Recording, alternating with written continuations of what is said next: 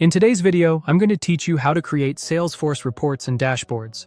First, log into your Salesforce account and make sure you're in Lightning Experience.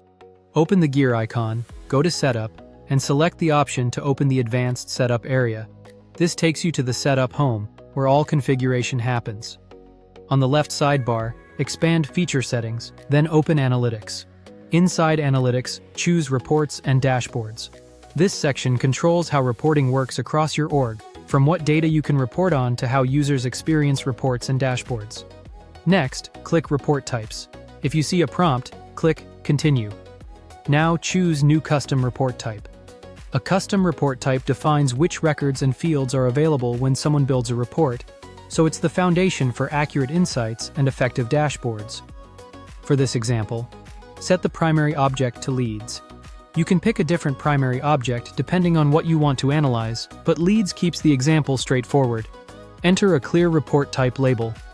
A good naming convention helps users quickly recognize what data they'll get. For example, leads with activities and owners. Notice that the report type name autofills based on your label.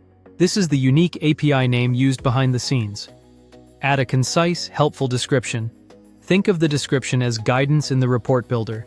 It tells users when to use this report type and what it includes. For store and category, choose leads.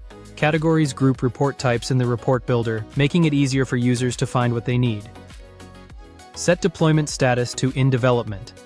This keeps the report type hidden for most users until you're ready to roll it out. You can switch it to deployed later once you've tested it. Now, click the option to relate another object. This lets you include related data in a single report. Choose Activities. By relating activities to leads, your reports can include calls, tasks, and events that are tied to lead records. Great for tracking engagement.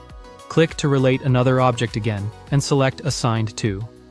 This brings in the activity owner details, like the user responsible for the task or event, which is essential for performance tracking and dashboard leaderboards.